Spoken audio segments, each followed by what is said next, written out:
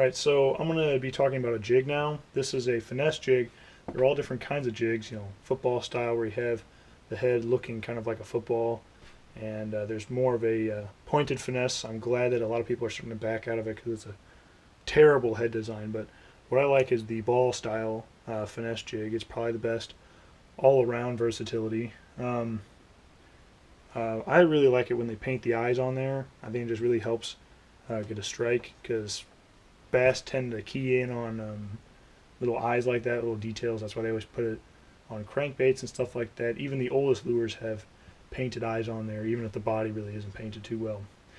Regardless, the most important thing about this is probably color.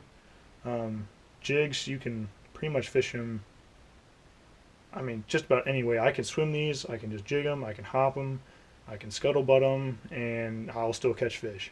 But what's really important is the color of your trailer as well as the color of your skirt. Trailer more important. So with a jig, we are trying to represent a crawfish. And typically what crawfish do is they match the environment around them. So if you're at a very muddy kind of bottom, the crawfish might be more of a red to a brown kind of color.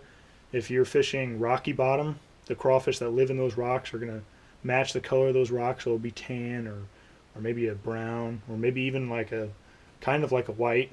Yeah, if you're fishing very mossy areas, I typically like to go with this green. If you've got some plants in there, they'll kind of get to like an olivey brown kind of green, so that's what you want to be using. And I really like these Zoom, I think they're called Little Craws or Little Craw, something like that. I really like on my finesse jigs things that don't have too much fluttering stuff. In fact, let me show you what this fluttering stuff is that I'm talking about. Alright, this is the fluttering stuff I'm talking about. This is perfectly great. I've caught some pretty big fish off of actually this style, but I don't use it on my finesse jigs. My finesse jigs, I'm looking for a presentation that's going to sit there, and when it hits the bottom, it's just going to lift the claws up like that, and it's going to just look like a crawfish. They can't mistake something that looks like that. This that's flapping around, I don't think they really understand that it's a crawfish. I use these for my swimming jigs. I like the paddle tail motion on the swimming jigs. These things will flap around just like crazy. But as far as when I'm just trying to do a subtle presentation, something with just claws is exactly what I want. Not that you can't use very flappy craws to finesse jig. I'm just talking about personal preference here. So let me get on how to rig it.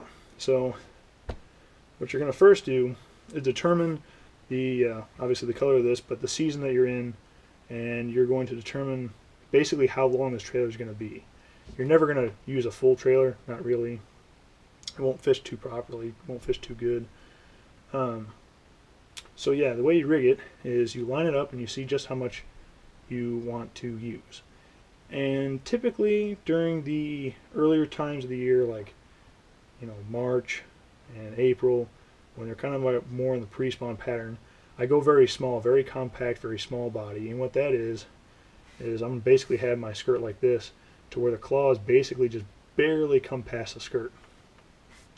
So to rig it like that, now that I measured it up, I measured that about this much needs to be gone, right?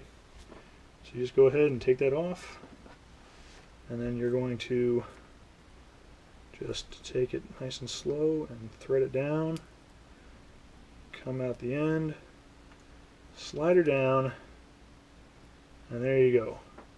Claws just at the very end. And all you're going to do is hop this off the bottom, and as you can see, the plastic will actually kind of float. But as you can see, when this comes to a rest at the bottom, the claws will be just like this. And what this skirt is supposed to do is look like clouds kind of poofing up. And it really does look just like a crawfish. I can't wait to show you guys some footage when the water gets clear, and I don't know, I'll just have to take the footage of it. But it looks really, really good. So I've caught a lot of big fish on this and a lot of numbers of fish. So this is probably one of the best lures out there for bass. And I can't wait to show you guys how much fish I'll catch on this. So hope it helps.